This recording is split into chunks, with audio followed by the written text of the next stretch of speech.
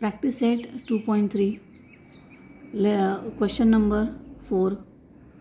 आपण मागे classify the given pair of surds into like surds and unlike surds हे आपण शिकलो. आता त्याचा पुढचा जो क्वेश्चन आहे तो आहे सिम्प्लिफाय द फॉलोइंग सर्ट्स. अतिशय सोपा आणि इंटरेस्टिंग आहे. तर मग आता ह्या ठिकाणी जो आहे इथे जे येतं ते √27 आहे. तर आता आपल्याला सगळ्यात मुख्य म्हणजे रूट आणि स्क्वेअर रूट तसे पाठ पाहिजेच, म्हणजे तसे नाही पाहिजेच पाठ. प्रॅक्टिस करा, मजा येते. आता 9 × 3 9 3 27. तर मग ह्याचं काय करायचं, 9 × 3 म्हटल्यावर आता ह्या 9चा स्क्वेअर रूट काय येतो बरं, तर तो येतो 3 आणि हा जो यातला 3 येतो तसाच ठेवून द्यायचा. झालं, सिम्पल. अल्जेब्रा जितका मजा घेत कराल ना तितका जास्त इंटरेस्टिंग येतो. त्याचा कंटाळा कराल किंवा बापरे किती अवघड आहे असा विचार केला ना तर मग ते अवघडच जातं. हे छान आहे, मला जमतं आहे, मला जमेल हा विचार केला की आपोआप तुम्हाला जमायला लागतं. आता हे बघा, हे 50 आहे राईट. तर आता 50 कुठल्या टेबलमध्ये येतो, तर 25 2 50 करेक्ट. मग आता आपल्याला टूचा तर काही स्क्वेअर रूट काही नाही आहे. तर मग आता इथे काय येईल बरं, 25चा स्क्वेअर रूट काय येतो 5 आणि हा √2 असा. हो की नाही, आहे की नाही, एकदम सोपं मस्त गणित आहेत, मजा येते. नंतर थर्ड झालं. तर मग आता ह्या ठिकाणी आपल्याला पुढचं जे आहे ते करायचं आहे. सपोज आता इथे 250 आहे, किती दिलेलं आहे त्यांनी 250. तर मग 250 म्हटल्यावर मग कसं येणार, आता इथे बघा परत सेम कोणत्या टेबलमध्ये येतो तो, तर 25 × 10 राईट. मग आता परत सेम 25 कुणाचा स्क्वेअर आहे 5चा. 10 आपली उचलायची आणि आत परत त्याच्यामध्ये टाकून द्यायचे. झालं, हो की नाही, सिम्पल गणित. देन आता आपला समजा 4th क्वेश्चन आपण घेऊयात. म्हणजे कसं तुम्हा मुलांना आहे ना सोपं जाईल आणि बघून आहे ना लक्षात येतं की हे काय चालू आहे, काय घेतलं आहे. आणि सपोज काही इश्यू असेल तर तुम्ही मला चॅट बॉक्सवर टाकून द्या. I will explain you again that. 112 = झालं. तर मग आता परत मग 112 कुठल्या टेबलमध्ये येतो किंवा काय येतं, बरोबर आहे की नाही.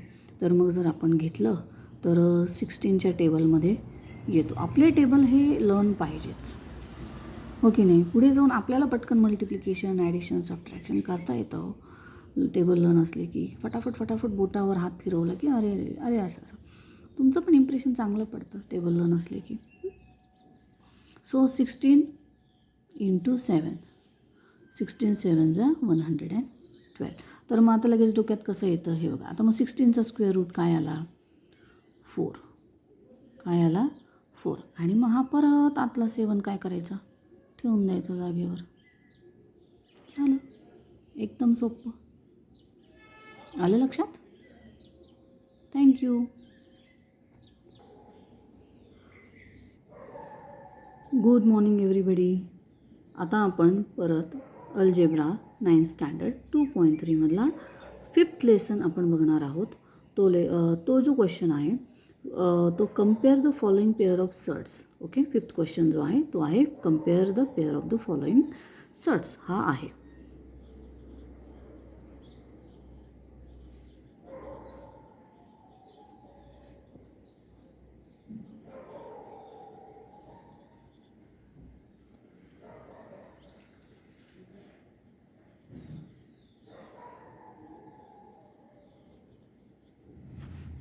ओके, कम्पेअर म्हणजे यात लहान कोण मोठा कोण हे आपल्याला शोधायचं आहे.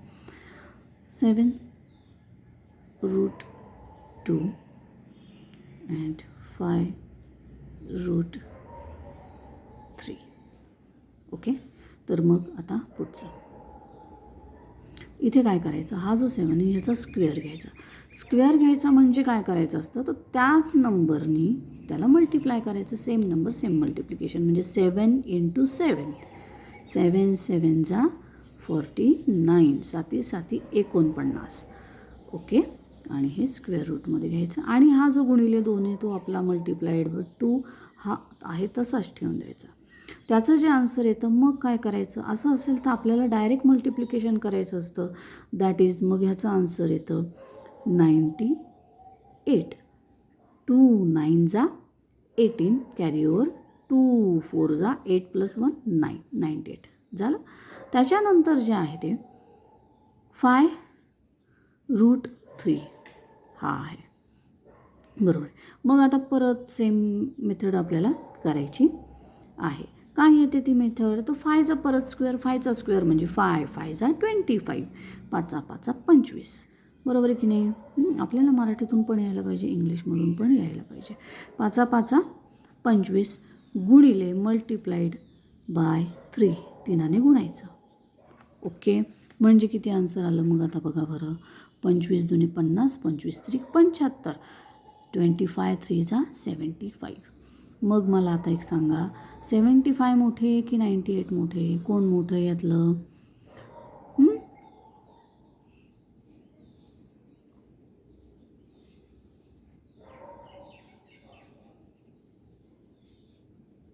सांगा बरं कोण मोठं आहे.